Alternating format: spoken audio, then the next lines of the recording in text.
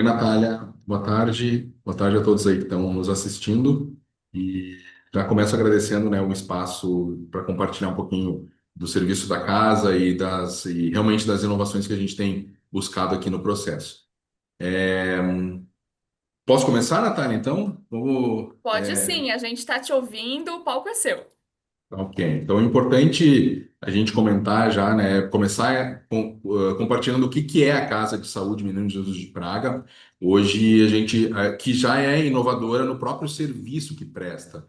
Hoje a gente faz aqui um processo que a gente chama de deshospitalização, né? Que não é a deshospitalização de liberar o leito do hospital, eu não quero liberar os meus leitos, eu quero liberar os leitos dos hospitais, né? E receber esses pacientes, essas crianças, adolescentes e jovens adultos para que eles morem com a gente.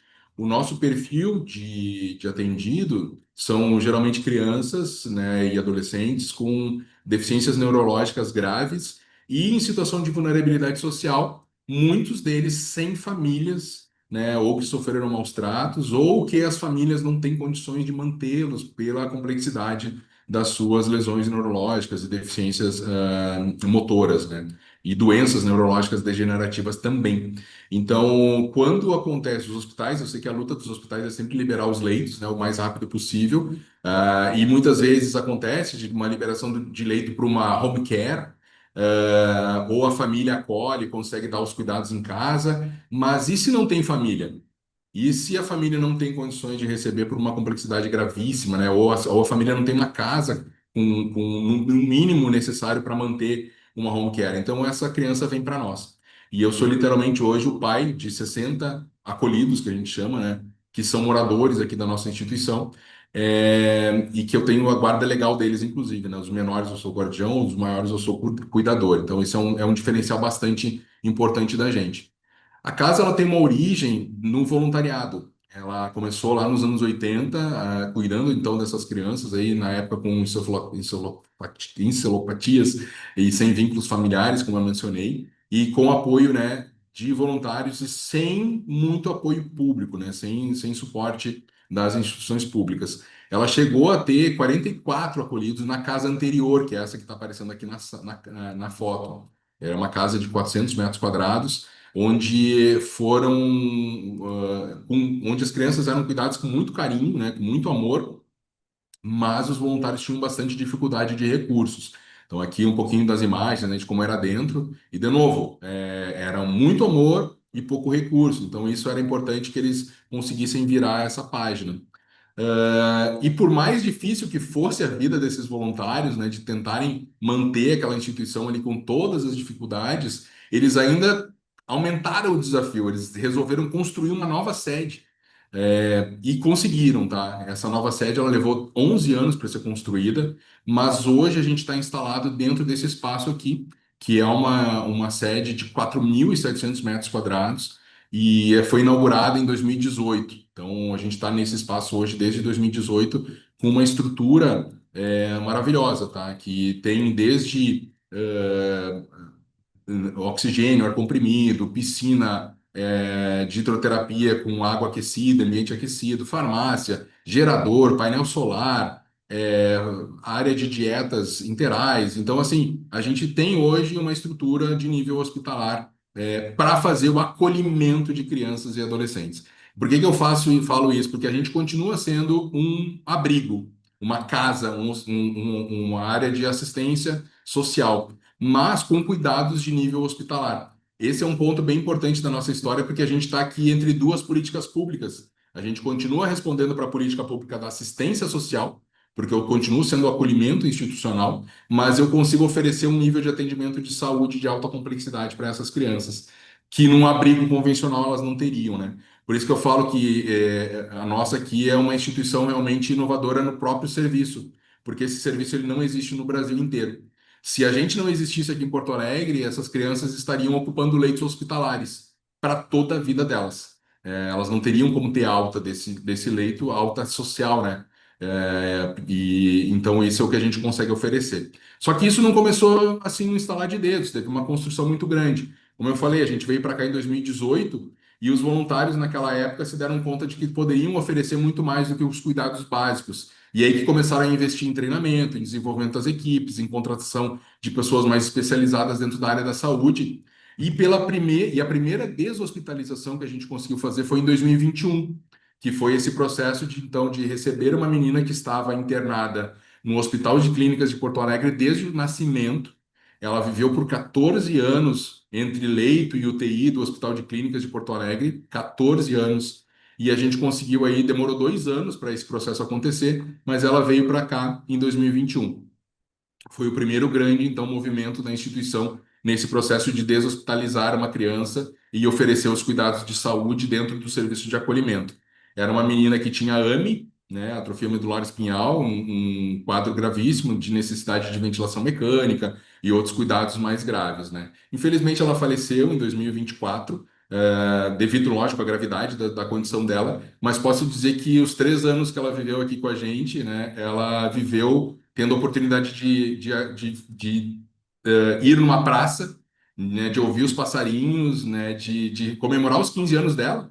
Essa fotinho aqui é dos 15 anos dela, onde ela está ali de vestido, de rosa e tal. Então, esse tipo de coisa, por mais que o hospital tenha o melhor cuidado do mundo de saúde, ele não consegue oferecer o cuidado social, e é isso que a gente consegue fazer junto. A gente faz o cuidado social e de saúde.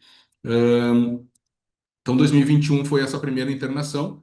Hoje a gente consegue, então, oferecer, além dos cuidados de 24 horas da enfermagem, né? A gente está com um corpo hoje de cerca de 70 técnicos de enfermagem, 15 enfermeiros, 15 fisioterapeutas, uma equipe gigantesca de médicos, são 8 médicos, terapia ocupacional, fono, psico, pedagogia, nutrição.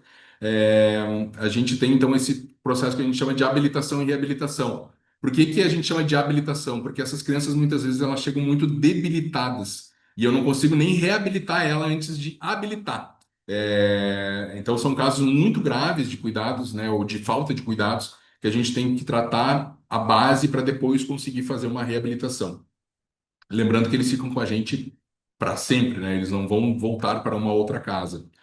Aqui o mapa, né, dos acolhidos, a origem, hoje a gente tem acolhidos de todo o Rio Grande do Sul, né, e recebemos convites não, sondagens, na verdade, de acolhimentos de outros estados. Ainda não tivemos nenhum acolhimento de outro estado, mas o importante é que a gente tem recebido. Já recebemos aqui do Tocantins, de São Paulo, de Minas Gerais, né, pedidos de avaliação que ainda não se concretizaram, mas eu acho que está ali na boca do gol para acontecer e a gente ter a primeira deshospitalização aí de outros estados.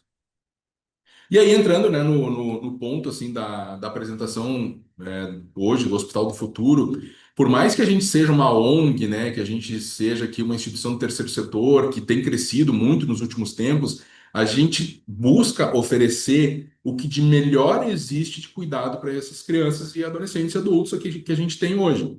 Eu não vou, né, e a nossa ordem, diretriz aqui do Conselho de Administração é de que a gente tem que buscar o melhor a oferecer para elas. Não é porque elas foram abandonadas, não é porque elas são crianças com deficiências graves, não é porque elas não têm um comunicativo ali, um oral, né, um verbal possível, que elas não mereçam o melhor dos cuidados.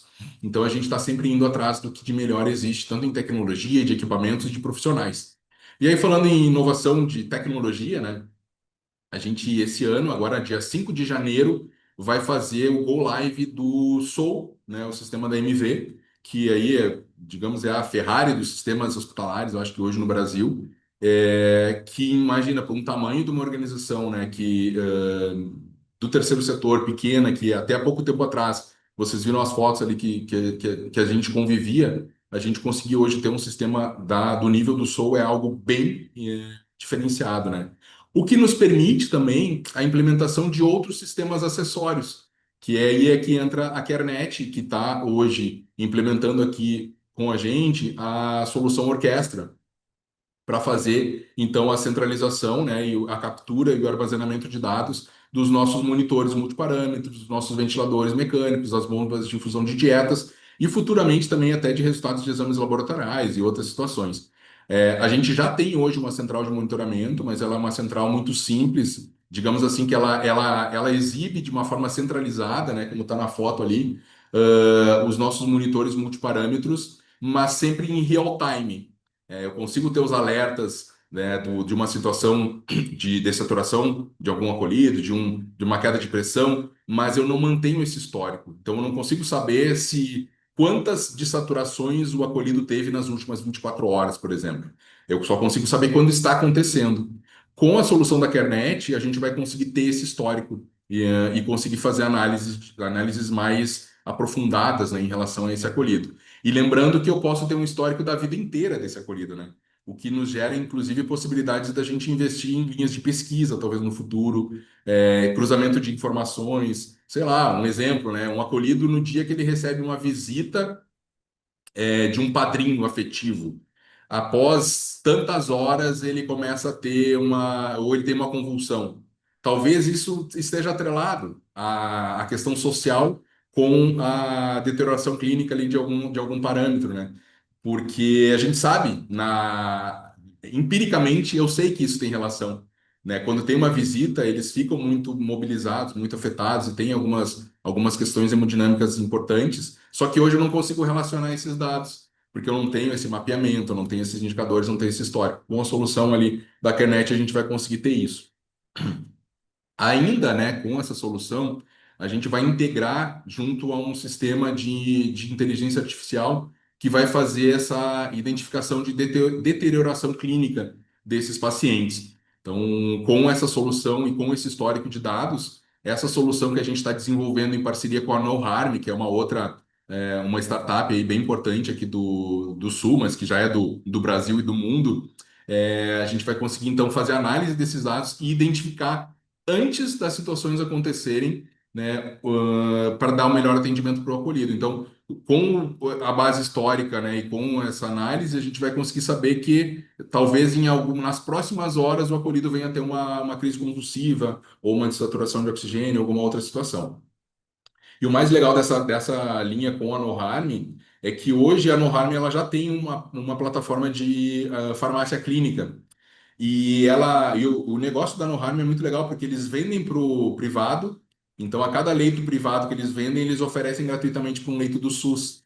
E como a gente está desenvolvendo essa plataforma, né, dentro da Noharm, os hospitais que já têm a plataforma da farmácia vão ganhar também a deterioração clínica. Então é muito legal porque a gente está conseguindo, né, com toda essa solução de desenvolvimento, oferecer até soluções aí para a rede SUS. Isso eu acho que é muito bacana. E, de novo, né, tudo saindo de uma organização social muito simples que tem crescido bastante nos últimos anos.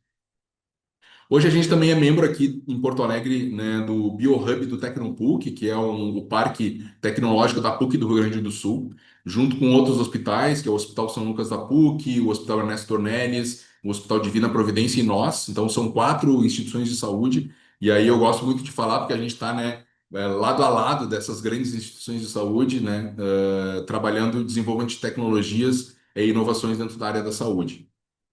E também lançamos aí, junto com esses outros hospitais, um programa de POCs, né, para startups aí para o desenvolvimento de soluções. E muito legal, porque a gente desenvolveu aqui internamente, com uma dessas parceiras, um sistema de passagem de plantão por voz, e um sistema de prestação de contas. Aí uma coisa um pouco mais administrativa, mas que ajuda muito também no nosso trabalho, né? Então a gente está muito à frente também, tentando sempre inovar em outras frentes de tecnologia. E aí, falando, né, em futuro, né, a gente já está fazendo muita coisa que é futurística, mas a gente já está pensando no futuro do futuro. Hoje a gente está com 60 acolhidos aqui, mas a gente já tem um projeto para ampliar para 130 leitos. E esse projeto ele já está em desenvolvimento, a gente já tem projeto arquitetônico, já está desenvolvendo projetos complementares, e tudo isso já pensando também na integração tecnológica disso, né? Então, imagina que cada leito vai ter do lado ali o tablet para que a equipe de enfermagem, assistência médica consiga acompanhar os dados e todas essas informações que a gente está gerando em tempo real daquele acolhido, porque diferente do hospital, eu não tenho giro de leito. É aquele tablet que vai estar ali, ele vai estar apresentando o histórico daquele acolhido que é o mesmo de ontem e que vai ser o mesmo de amanhã, se tudo der certo, né? Se não vier a óbito e tal. Mas é importante que a gente vai conseguir desenvolver aqui um atendimento muito inovador e diferenciado para esses acolhidos. E em termos de impacto, né? Talvez a gente fale assim, tem uma fala bonita, é muito legal, é muito bonito o trabalho, mas a gente também tem um impacto real, para a sociedade, né? Além do cuidado para essas crianças, a gente consegue oferecer para o sistema de saúde um atendimento, né? Não um atendimento direto, mas indireto, quando a gente libera esses leitos hospitalares.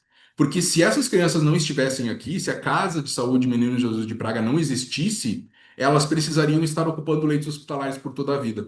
E esses 60 pacientes equivalem aí à liberação de leitos para o atendimento de pelo menos 2.600 pessoas num ano. Porque se a minha criança está aqui, ela está permitindo que outra criança seja atendida dentro do Hospital de Clínicas de Porto Alegre, dentro do Grupo Hospitalar Conceição, dentro do São Lucas da PUC. Então, esse é o nosso resultado. Se eu tiver aqui 130 crianças, talvez eu tenha mais de 5.000 pessoas podendo ser atendidas na rede hospitalar pública. Então, esse é o nosso, acho que, grande resultado. Além do cuidado de excelência para essas crianças, permitir que outras pessoas consigam ser atendidas também na parte externa, né? E aqui também, mais um resultado, né, dessas implementações de melhorias. Eu não sou um hospital aqui de altíssima complexidade, eu consigo atender até um limite. Quando eu ultrapasso esse limite, eu preciso acionar o SAMU para levar essa criança, esse adolescente para um hospital regulado aí, né, que faça o atendimento mais complexo. A gente implementou em 2025 algumas melhorias, entre elas a central de monitoramento remoto, que está ali embaixo, ali, vocês podem ver ali na tela, a central de monitoramento remoto. A gente tem aplicado agora antibióticos também de nível hospitalar. A gente melhorou a qualidade dos nossos equipamentos, de monitores e ventiladores. A gente aumentou o número de horas dos médicos que estão presentes aqui. A gente implementou fisioterapia 24 horas também dentro da instituição. E não adiantava ter o fisioterapeuta 24 horas se eu não tenho um ventilador também adequado, se eu não tenho uma central de monitoramento que forneça essas informações.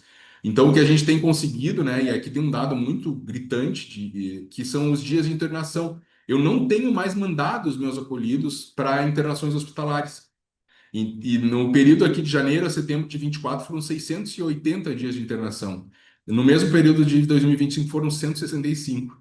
Então, esse é um resultado espetacular, né, de que esse combinado entre pessoas, equipamentos e tecnologia, e medicamentos, né, e terapias, a gente consegue prestar, né, um serviço aí maravilhoso para esses pacientes, mas também maravilhoso para o sistema público, né? Porque se esses 680 dias aqui estivessem ocupados com nossos acolhidos, teriam 680 dias de que pessoas não poderiam ter sido atendidas no sistema público de saúde. E por que que a gente faz tudo isso, né, gente? Claro, tem esse atendimento aí, esse benefício indireto para o sistema público de saúde, mas o que mais faz assim vibrar, né, o nosso coração aqui é aumentar a expectativa de vida e a qualidade de vida desses acolhidos, né? Que já tem uma história muito difícil, muitas vezes, que tem essas deficiências que são muito difíceis de serem superadas, mas a gente consegue oferecer a melhor qualidade de vida deles. E aí, assim, né, eu deixo para vocês o convite, né, de assistirem a história do Mylon. Esse vídeo ele está disponível no site da casa. É uma história muito maravilhosa, porque o Mylon é um menino que chegou literalmente morto para nós aqui, numa deshospitalização, e conseguiu, com o trabalho da casa, hoje ele consegue cantar, literalmente, né? Ele não conseguia, uma pessoa que não conseguia respirar, hoje ele está cantando e é um adolescente, né? Hoje ele está com 20 anos aí, mas continua sendo um adolescente para a gente. Muito, muito feliz. Apesar da gravidade, né, e do cuidado que ele inspira, a gente consegue classificar ele como um adolescente muito, muito feliz. Convido aí a todos que possam acompanhar o vídeo do Mylon, né, no site da casa. E aqui está o site da casa, então, casadomenino.org.br. E eu fico super à disposição também para fazer benchmark, para receber visitas, quem tiver interesse de conhecer e conversar um pouquinho mais sobre a instituição. Natália, não sei se falei no tempo. Falou, foi ótimo, obrigada, Arno. Vou pedir para a produção deixar aqui, se possível, o site da casa, o telefone da casa. Acho importante que as pessoas vejam, tenham esse contato, guardem bem na memória, porque o trabalho que vocês fazem é incrível. E eu tenho algumas perguntinhas, inclusive eu pedi para eles prepararem aqui o vídeo do Mylon. A gente tem ele aqui, a gente vai passar para o Legal. pessoal. É o vídeo que me faz chorar todas as vezes, inclusive. Eu quase chorei durante toda a apresentação, tô aqui me segurando. Se eu chorar, gente, vocês me desculpem, porque eu sou bem manteiga derretida. Mas eu tenho algumas perguntas referentes como foi construída essa relação. Porque, ao que parece, pela história que você contou, a casa de saúde ela foi se tornando uma casa de saúde, né? Ela começa como uma casa de acolhimento e foi se desenvolvendo, e agora ela está se tornando uma casa de saúde tecnológica. Como que foi para, apesar de serem voluntários, né? E isso faz, pelo menos na fundação, isso parece que me faz a cultura ser mais fácil de ser implementada, porque são pessoas motivadas ali, movidas por um propósito. Mas como é que foi a implementação dessa cultura de tecnologia? Porque parece que vocês deram uma guinada em 2025, né? Como que vocês conseguiram implementar essa cultura tecnológica, em pessoas que estavam tão próximas dos pacientes, tão ligadas a esses pacientes? Na verdade, tem uma transição aí que dentro do storytelling eu tive que cortar algumas partes, porque senão ficava muito longo. Mas eu sou o primeiro gestor voluntário, desculpa, gestor profissional da casa, tá? A casa ela até final de 2022 ela foi gerida por voluntários, mas em 2016 eram tão visionários, né? Que eles já viram que eles não conseguiriam dar conta mais de gerir a casa pelo crescimento. E eles colocaram no planejamento que em 4 anos eles contratariam um gestor profissional. Só que aí veio a pandemia e eles tiveram que adiar mais dois. Então, no final de 2022, eu fui contratado. E aí eu venho do mercado, né, empresas multinacionais, área corporativa, venho com uma visão que talvez os voluntários não tivessem. Eles tinham, sim, uma visão que era muito para frente, mas em termos de tecnologia e inovação, talvez ela fosse um pouco mais restrita. E aí eu tenho puxado essa frente aqui, né? Como é que a gente pode, dentro do terceiro setor, numa ONG, oferecer o melhor que existe dentro da tecnologia, e dentro dos recursos possíveis. Então, assim, a nossa transição agora está sendo, ela ainda está em transição. A gente ainda tem que trabalhar, porque eu tenho um conselho que é voluntário, que é o conselho que já vinha, né, tá fazendo essas transformações, mas essa inovação toda, ela ainda é nova para eles. Então a gente sim, a gente tem que construir essa mudança de mindset, né, de cultura, também com esses voluntários que ainda seguem no conselho. E com os colaboradores também, né, Natália? Porque tu tem aqui técnicos de enfermagem, tu tem enfermeiros, tu tem equipe assistencial, mas que em alguns momentos, e mesmo os que vêm de hospitais, talvez não tenham tanto domínio da tecnologia, porque tem muita coisa que a gente está implantando aqui que não tem nos hospitais. Esse processo da CareNet não é todo hospital que tem. A gente recebeu aqui pessoas do Hospital Moinhos de Vento, que é um hospital super renomado, acho que nacionalmente conhecido, os profissionais da MV, né, da MV Sistemas, né, o próprio IMO também, da CareNet também conheceu aqui, e todos eles nos relatam que muitas coisas que a gente está fazendo aqui não tem nos grandes hospitais brasileiros. E aí eu preciso mostrar isso para o próprio colaborador também, a importância que ele tem nessa transformação que a gente está conseguindo oferecer. Não é fácil, tá, Natália?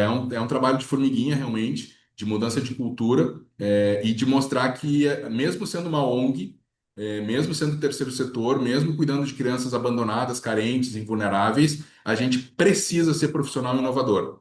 Acho que esse é o grande desafio que a gente vive aqui. Obrigada, Arno.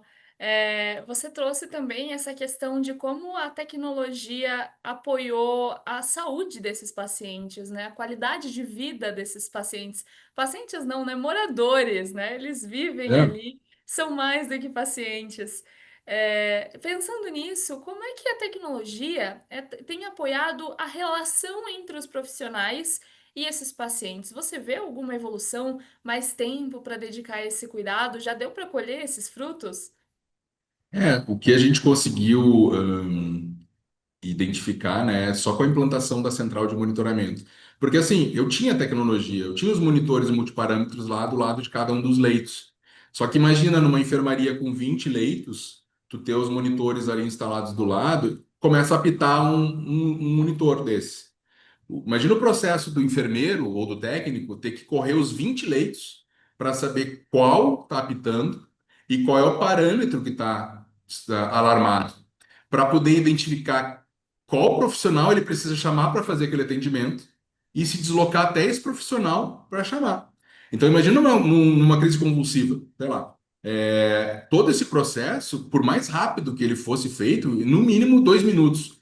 um minuto e meio para o profissional adequado chegar para fazer o atendimento final ali, né? Não o primeiro atendimento de ver que estava alarmado.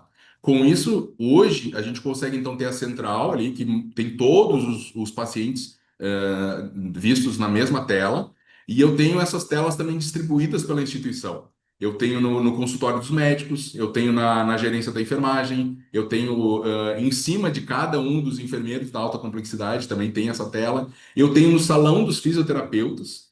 E aí, quando tem o alerta, o profissional já enxerga aquilo ali e já consegue identificar que é com ele e ele já se desloca rapidamente. Então, é isso que eu acho que é um dos grandes ganhos, né, daquele conjunto de soluções ali que eu acho que a gente conseguiu implementar, que é o tempo de resposta quando tem uma crise. Talvez por isso que a gente tenha também diminuído o número de internações, né? Não Sim. consigo ligar diretamente os pontos, mas eu acho que faz muito sentido isso. A gente consegue atender muito mais rápido uma convulsão, uma dessaturação, e isso nos ajuda bastante nessa diminuição do tempo de atendimento e diminuição das internações. E com certeza, né, a gente se vincula demais assim com os pacientes aqui, com os acolhidos. É diferente, de novo, de um hospital onde hoje tu vem trabalhar, é um paciente que está no leito 1, amanhã tu vem, é outro paciente. Tu não consegue se vincular com eles. Aqui, todos os profissionais se vinculam e saber que eles estão bem cuidados, né, e que a gente está salvando a vida deles a cada dia ali, aumentando a qualidade de vida, isso não tem preço. Então, com certeza, melhora muito mais o ambiente. Porque a gente vive eu chamo de iminência de óbito, né? Porque eles são de gravíssimas complexidades. Então, a qualquer momento pode dar uma situação que vai gerar um óbito. A gente vive num clima tenso, mas o profissional saber que agora a gente tem uma melhor qualidade de sistemas, de atendimento, de qualidade de tecnologia, gera uma tranquilidade. Não é total, mas gera um pouco mais de tranquilidade nos profissionais também. Eu acho que esse ponto que você procurou aí de ligação entre a causa e o efeito é que vocês acabam conseguindo agir antes da piora, né? Antes da gravação desse quadros emergenciais. Agora vocês conseguem tomar a iniciativa com mais velocidade e espero que com as novas ferramentas vocês consigam até se antecipar a Exato. deteriorações, a gravações de quadro.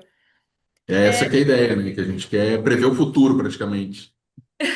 Esse é o nosso sonho também, eu acredito que seja o sonho de todo mundo que esteve aqui com a gente, é prever o futuro para que a gente não perca mais pacientes, principalmente quando a gente fala de pacientes tão sensíveis. Agora eu vou te fazer uma pergunta um pouco pessoal, principalmente considerando aqui o âmbito da Kernet. A gente sabe que vocês estão adotando novas ferramentas, né?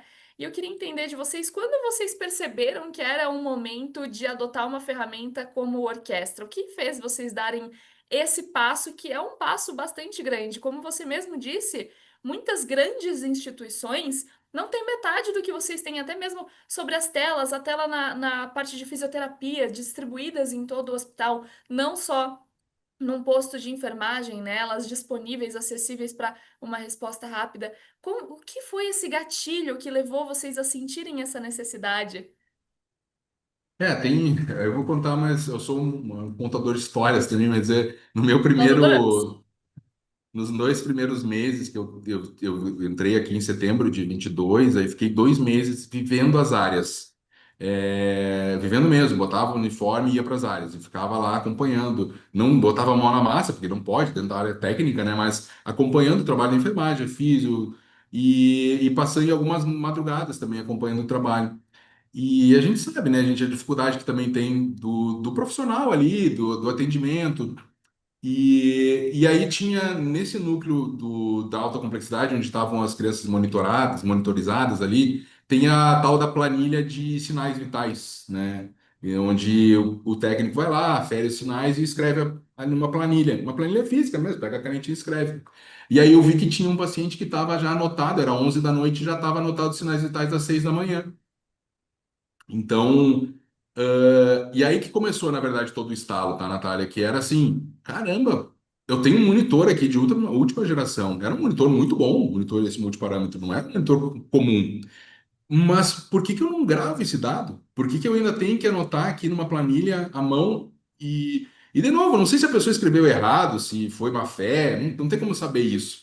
Mas não era o ponto de julgar esse ponto. O ponto é da possibilidade do erro humano. O profissional trabalha bastante, o profissional da saúde é um trabalho pesado e podem acontecer erros. Mas se eu tenho toda essa tecnologia disponível aqui, por que que eu não consigo gravar esse dado?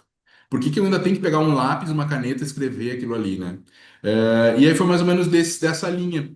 E aí a gente é muito curioso aqui, então a gente começou a pesquisar o que de melhor poderia ter para começar a fazer essa construção. E aí descobrimos a Kernel também numa dessas nossas pesquisas, né? E aí foi via Instramed, na verdade, né? O fornecedor dos equipamentos, dos monitores que a gente tem, que nos apresentou então a Kernet. E a gente já se apaixonou, assim, no primeiro momento pela tecnologia, porque realmente era uma tecnologia muito intuitiva, sabe? Eu acho que. E a outra questão foi a integração dos equipamentos não era uma linha só de equipamentos, só monitores, não. Eu consigo também pegar dados dos ventiladores, eu consigo pegar dados das bombas de infusão.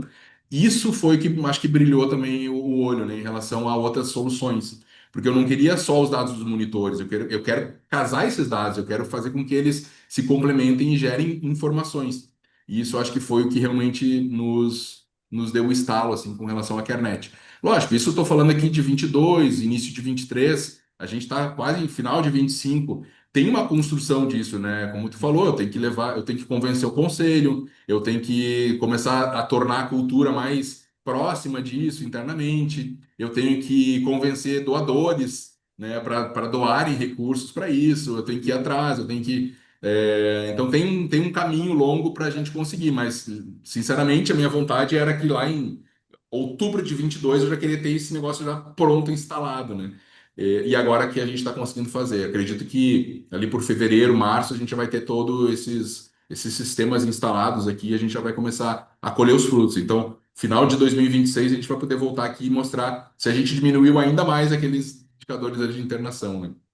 Ah, não, você já está convidado para a Semana Hospital do Futuro de 2026. Eu quero ver esses resultados na prática. Quero vídeo de outro paciente para eu chorar um montão durante todos os dias do evento e a gente saber que está conseguindo contribuir com a saúde e com a qualidade de vida desses pacientes.